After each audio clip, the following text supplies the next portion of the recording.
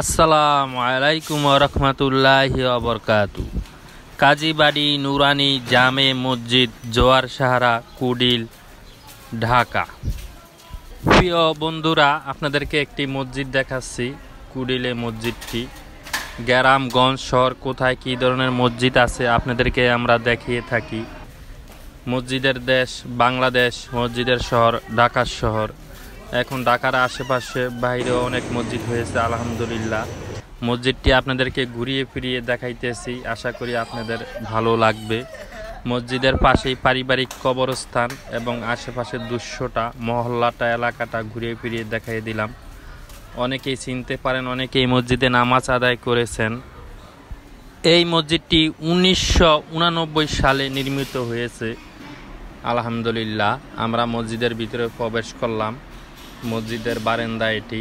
মসজিদটি ভিতরটি আপনাদেরকে ঘুরিয়ে ফিরিয়ে দেখাইতেছি। ইমাম সাহেব দাঁড়ানো স্থান এবং মসজিদটি এসি করা, টাইলস করা, খুবই সুন্দর, পরিষ্কার ক্লিন আলহামদুলিল্লাহ।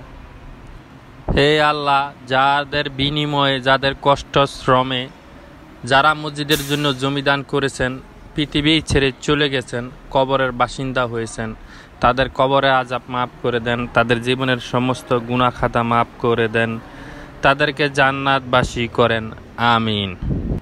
যারা বেঁচে আছে, মসজিদ নিয়ে খেজমত করে, মসজিদের দায়িত্ব পালন করে, খতিব সাহেব, ইমাম সাহেব, মুয়াজ্জেম সাহেব, খাদেম সাহেবের খোঁজ খবর রাখে, তাদের বেতন ঠিকমতো দেয়, হে আল্লাহ তাদেরকে আপনি ভালো রাখেন, সুস্থ রাখেন, হেফাজতে রাখেন, আমিন।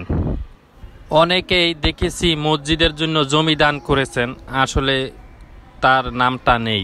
কেন? উনি আল্লাহর নামে জমি দান করেছেন, আল্লাহকে খুশি করার জন্য জমি দান করেছেন। তবে আমার দৃষ্টিতে জমিদাতার নাম অবশ্যই থাকা উচিত। কত সালে মসজিদটি নির্মিত হয়েছে সেটিও থাকলে ভালো হয়। পরবর্তী প্রজন্মে যারা আসবে তারা জানতে পারলো, দেখতে পারলো যে মসজিদটি কে জমি দান করেছে, কিভাবে হয়েছে। এটি রাখলে আলহামদুলিল্লাহ আমি মনে করি এটি ভালো হতো আর কি। মসজিদ আমার দেখার ইচ্ছা এবং গণার ইচ্ছা। প্রিয় ভাইয়েরা, আমি মসজিদ দেখব, গণব, আপনারাও আমার সাথে থাকবেন এবং দেখবেন কোথায় কী ধরনের মসজিদ আছে। এই মসজিদটি আমার 320 নাম্বার মসজিদ এবং আরও মসজিদ আসবে ইনশাআল্লাহ, আপনারা দেখবেন। সবাই ভালো থাকবেন, সবাই বেশি বেশি ইবাদত করবেন। মসজিদ থেকে, মসজিদের ছাদ থেকে আশেপাশের দৃশ্যটা, এলাকাটা আপনাদেরকে দেখে দিতেছি।